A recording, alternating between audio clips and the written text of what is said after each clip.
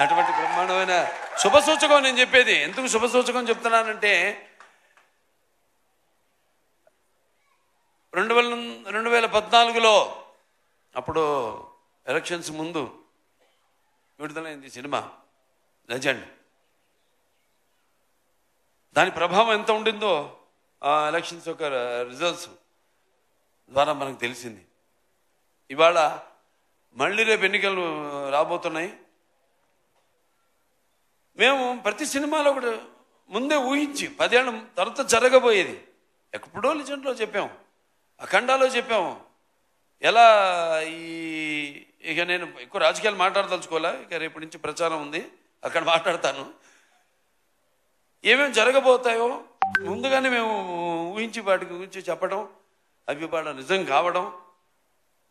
So ఇవన్నీ ఏంటంటే మాకు నేను చెప్పాను, మనకంటే జరగబోయేది అది యాదృచ్ఛికమో కాకతాళీయమో అది మాకు ఒక మన స్ఫురణలోకి రావడం, అది చూపించడం, అలాగే ఇప్పుడు జరగడం, ఇప్పుడు ఆ సంఘటనలు ఇప్పుడు జరగడం అన్నది దురదృష్టవశాత్తు నిజ జీవితంలో మనం చూస్తున్నాం.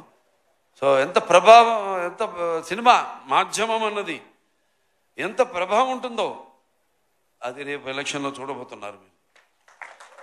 మళ్ళీ సినిమా అనుకోకుండా నేను 50 ఏళ్ళైంది ఇండస్ట్రీలోకి, ఏంటి వయసు ఇంకా తక్కువే, నేను 50 ఏళ్ళైంది ఇండస్ట్రీలోకి వచ్చి.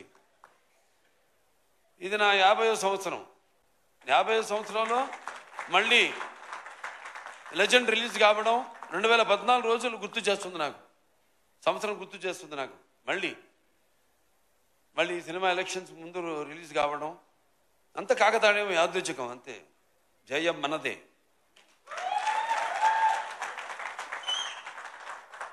అలాగే మరి సినిమాకు పనిచేసిన దర్శకుడు బోయపాటి గురించి గారికి నేను ఎన్నోసార్లు ఆయన గురించి చెప్పాను. మేము ఒక సినిమా అయిందంటే 2వ సినిమా గురించి ఆలోచించాం. అంటే 2వ సినిమా అంటే నా ఆర్డర్లో అయితే అది ఏది ఫస్ట్ మన సినిమా మంది అఖండానా అట్లా అనిపిస్తుంది. రివర్స్ ఏదో ఫస్ట్ పిక్చర్ సింహ అయిన తర్వాత మేము ఎప్పుడు లెజెండ్ జరిగేటప్పుడు సినిమా గురించి మాట్లాడుకోవడం, దాని రికార్డుల గురించి కానీ దాని అసలు దాని ప్రసక్తే రానివ్వలేదు ఎక్కడ. అదే మనం అఖండ చేస్తున్నప్పుడు లెజెండ్ గురించి మాట్లాడుకోలే. మేము రేపు జరగబోయే సినిమా గురించి కూడా మేమేం మాట్లాడుకోము. మేము మాటల మనుషులం కాదు, చేసి చూపిస్తాం అంతే. మా వైబ్రేషన్స్, మా ఈ తరంగాలు, మా ఆలోచనలు ఒకటే. అంటే మా మాట కలిసింది, అలాగే మా పదం కలిసింది, అలాగే మా అడుగు కలిసింది, మా భుజం కలిసింది. అదే చెప్పగలుగుతాను. ఇంకా బోయపాటి గురించి అంతకంటే ఎక్కువ నేను చెప్పను. ఇక ముఖ్యంగా అందరు రాంప్రసాద్ గారు, ఇక ఆయన ఫోటోగ్రాఫర్ రాంప్రసాద్ గారు చాలా అద్భుతంగా సన్నివేశాలన్నింటినీ కూడా ఎంతో బాగా చిత్రీకరించారు.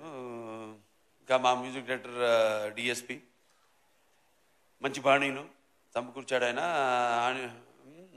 ఆణిముత్యాల లాంటి పాటలకి మంచి మణిపూసల లాంటి బాణీలు సమకూర్చాడు ఆయన.